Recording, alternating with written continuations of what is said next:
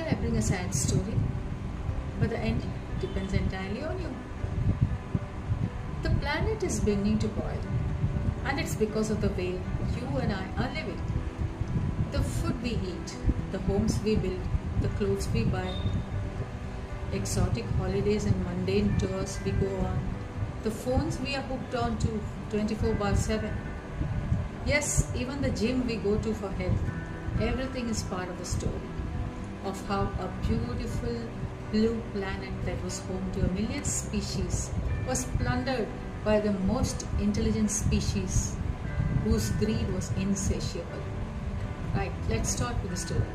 This March, we in Bengaluru notched 2 degrees above normal. That was the talk of the town. And water scarcity lent itself to another set of Bangalore memes. Unless the authorities put a halt to this unrestrained growth of the city, our water and heat woes are here to stay. Now, talking of heat in cities, this is largely due to man-made urban heat islands that generate and trap heat.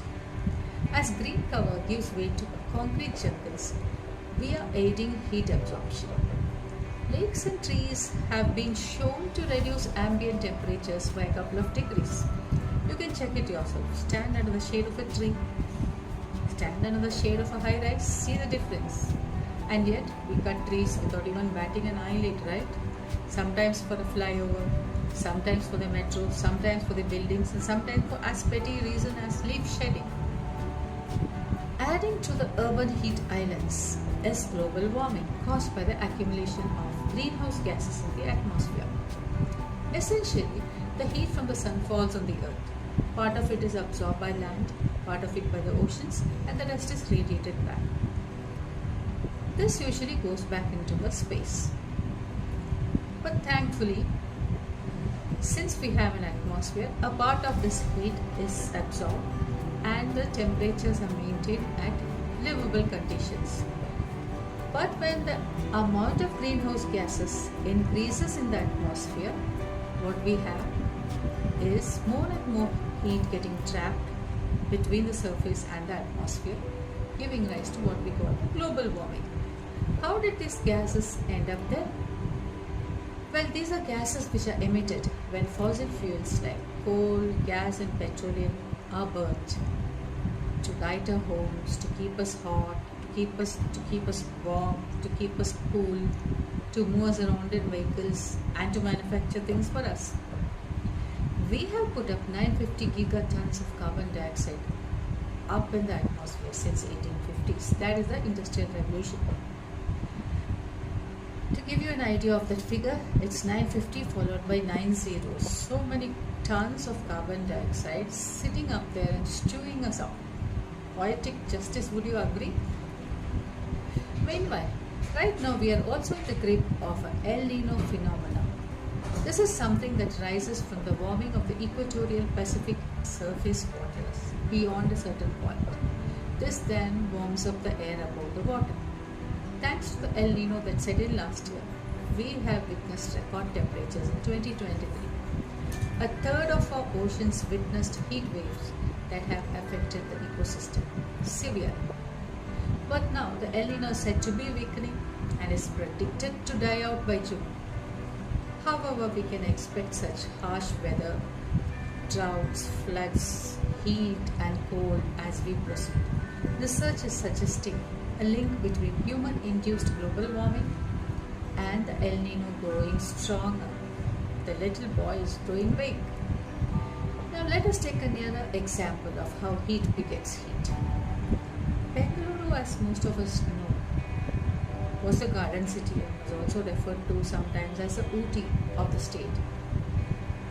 The city had not seen ACs used in homes until quite recently, a decade ago or so. As the incoming population kept rising, the real estate saw a boom, and from there to more cars on the road, more roads for the cars, more high rises for the people, and more trees giving way for all this. Finally, the AC culture brought in by the migrants began to catch on, and AC became a status symbol. From there to today, the heat makes it's imperative to have AC in homes in Bengaluru. That is, if you can afford it. Now, any guesses on what makes the AC a vicious circle? Oh yes, it cools your home, but it also throws the heat outside. AC makers will tell you that the heat dissipates very fast, but as more and more ACs dot your landscape, you can imagine the ambient temperature rising. Also, as more and more people opt for ACs, the demand for electricity goes up. And since most of this is catered by burning fossil fuels, emissions will go up. With emissions, the heat goes up. With heat, the demand for AC goes up. There you have your vicious circle. To worsen matters, leakages of the refrigerant can further aid to global warming. These hydrofluorocarbons are 1,000 times more potent than carbon dioxide or methane. Air conditioning today accounts for 12% of the building sector's emissions worldwide, and for 73% of electricity consumed in Saudi Arabia and 23% in the US. Almost 90% of the households in US and in Japan are fitted with an air conditioner. But in India, less than 10% of the homes have AC. But that's going to change. India's consumption of electricity for ACs alone is expected to triple by 2050. And the electricity which is needed for this will overshoot the total consumption by Africa. Just to give you a comparison. Global emissions from air conditioners and refrigeration, which is estimated to be around 7% right now of the total emissions, is expected to again triple by 2050. We are not even talking of other sectors which are equally or more energy intensive. The shift to renewable energy is happening, but not at the scale that is required. As a mercury source, how long will we be safe inside our cool structures, homes and offices? Spare a thought for all the other species we are making life unbearable for. No ACs in the jungles and wastelands or the streets of our city, right? A drive through Bandipur this summer brought home the state of our forest and its denizens. While part of it could be the natural cycle, a large part of the harsh weather we are seeing today can be blamed solely on us humans through our mindless pursuit of what we call the good life, defined by material wealth. We have brought animals as mighty as the elephant down on its heels, pat on our back. Heat is predicted to rise in India by up to 3.5 degrees by 2050. Severe heat wave conditions will have disastrous effects on vulnerable sections that cannot afford AC. New microorganisms will flourish and bring on new diseases.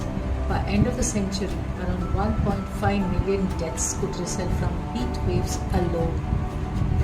Many species will have to migrate and evolve or perish. Growing food will be a major challenge as crops will wilt and yields will drop. All that is in the future if we do not do anything to cut down on emissions. How then do we do that? Well, you have heard that opting for renewable energy, cutting down on flights, planting trees, buying electric vehicles, conserving electricity and water, recycling some, etc., helps, right? It does help. But these are mere drops in the warming ocean today and will not amount to much unless a significant majority opts for these measures.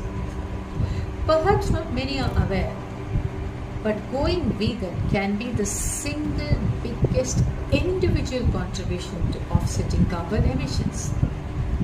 Consumption of animal products, be it dairy or meat, contributes in a big way to emissions. If 1 million people go vegan for 1 month, not only can 6.2 million liters of water be saved, but over 100,000 tons of carbon dioxide equivalent emissions can be avoided. This was calculated by a team of researchers at the University of Oxford. But again, we need large numbers to make a dent. If we are not to cross the threshold of 1.5 to 2 degrees, beyond which climate havoc will be irreversible, each of us cannot emit more than 2 tons of carbon dioxide per year. Today that figure stands at 4 tons, and even this is not equally divided.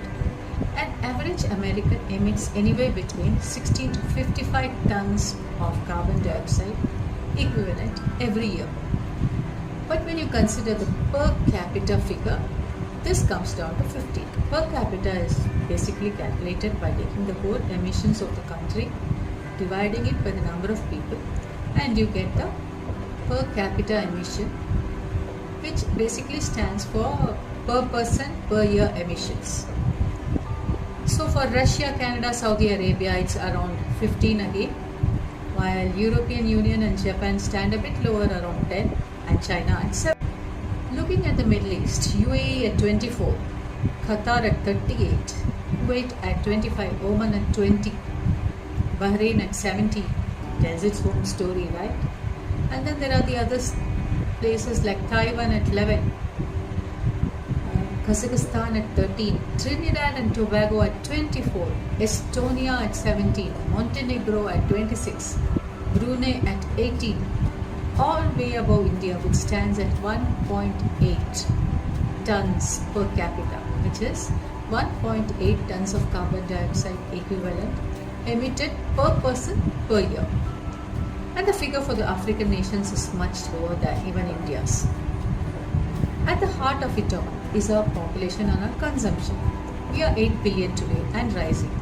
Besides water and food, this population has a long and rising list of necessities ranging from clothes, accessories, and new age personal gadgets, not to mention vacations on the rise too. Every one of these comes with a carbon footprint. Let's look at what a roll of toilet paper costs in terms of carbon dioxide emissions. It costs 1.3 kilograms of carbon dioxide. This is in terms of the material, manufacture, transport and disposal. A t-shirt on the other hand comes at 3.3 kilograms of carbon dioxide emitted. This would also include usage in terms of washing and ironing down the lifetime of the t-shirt. But just multiply this figure with the number of t-shirts being manufactured already, being worn, and you get an idea of the amount of carbon dioxide emitted by just the act of buying or wearing a t-shirt. A walk is free of emissions, but a 20-minute ride by public transport can emit 244 grams of carbon dioxide, while a 10-minute ride by car sets off 560 grams. An economy flight from New York to London comes at the cost of 900 kilograms of carbon dioxide per person. By comparison, train journeys are far less carbon intensive and romantic, right? To make one plastic cover, the kind your sabji wala gives you, 33 grams of carbon dioxide. For one disposable cup, 16 grams. For 3 tablespoons of rice, 330 grams. For 75 grams of chicken, around 1.36 kilograms of carbon dioxide.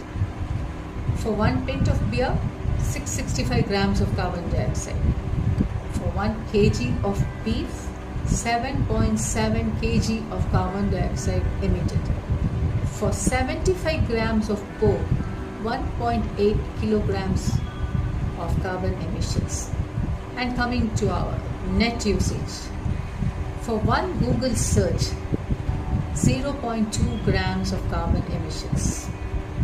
Now, multiply that by the number of Google searches happening every minute, every second, and you have your figures for how every activity of ours is today carbon intensive. Around 170 grams for 1 hour use of the mobile phone and 1.45 grams of carbon dioxide equivalent emissions even as you view this page right now. That aside, how many of us can cut down our consumption of things? Let us be realistic. Despite the rising heat and extreme weather, We still do not believe it's time to change our extravagant ways, do we? The planet can wait, we think. Some of us believe technology and the robots will save us. Perhaps it is a way of nature to ease out a species that just didn't fit in. Or perhaps it is the foolishness of the wisest species that will bring doom to itself and all other species. Even as the blue rock will continue its journey through space, logging 2.6 million kilometers a day. Awesome, right? Well, that's the story. Unless you and I and all of us can take joint action.